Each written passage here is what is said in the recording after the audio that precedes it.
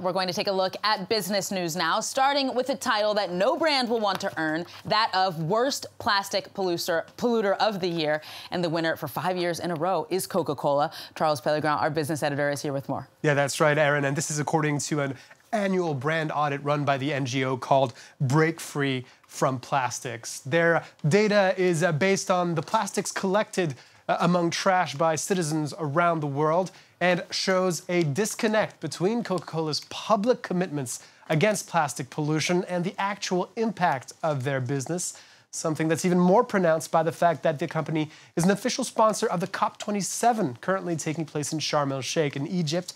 Well, France 24's Karis Garland has the details. It's the world's biggest summit dedicated to fighting climate change. The COP27 features big names in both key speakers and sponsors. One of its backers, though, is a controversial choice.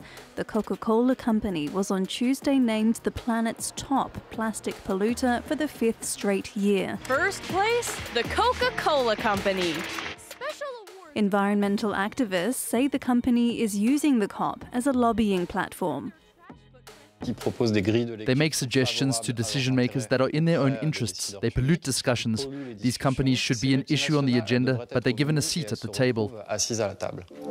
The report by Break Free from Plastic named Coca-Cola's competitor Pepsi as the second largest polluter, followed by Nestle. To determine which brands are the biggest polluters, volunteers conduct cleanups all over the world. This year, more than 31,000 Coca-Cola products were found among the 430,000 pieces of trash. That's 3 times the amount found in 2018 and contradictory to the brand's green promises. Coca-Cola said it would aim for 25% of its packaging to be recyclable in just a few years' time. Today that figure is less than 2%. We ask ourselves where these colossal promises are coming from. According to the Plastic Soup Foundation, Coca-Cola sells over 100 billion plastic bottles every year. This equates to 200,000 bottles a minute. And activists are trying to keep the pressure on Coca-Cola. Case in point, this protest in Argentina in front of one of the group's factories, asking the soft drink giant to rethink its packaging and waste strategy. Take a listen. What we want is for Coca-Cola and others to change their sales model, to stop using disposable packaging and have strategies based on returnable and reusable packaging. Very little is being done.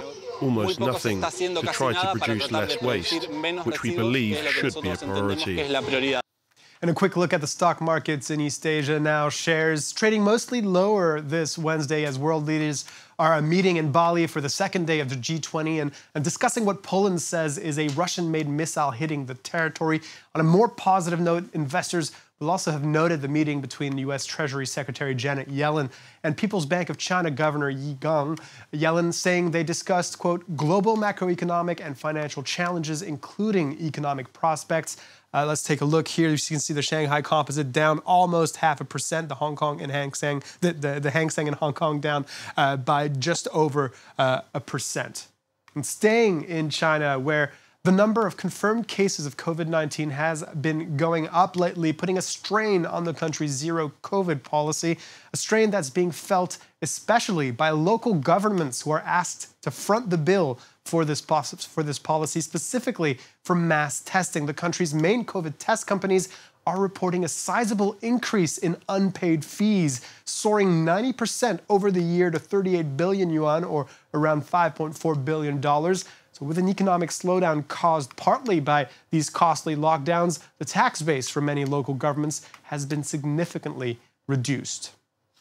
And moving on to the wave of layoffs we're seeing in the tech industry, with former Amazon employees posting on LinkedIn that they are now looking for new opportunities. This comes just a few days after it was reported the e-commerce giant is looking to reduce its corporate workforce by 10,000, representing about 3% of its staff.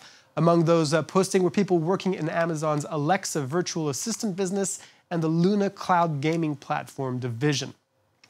And to end, is pop music becoming a financial asset the same way artwork can be? Well, that's what asset management company Brookfield thinks. In partnership with music publisher Primary Wave, they've acquired the copyrights for Whitney Houston's hit songs I Want to Dance with Somebody and How Will I Know. This is part of a $2 billion drive into music royalties where $50 to $100 million were spent on a catalog of about 60 songs written by Shannon Rubicam and George Merrill, the songwriters behind the Whitney Houston songs.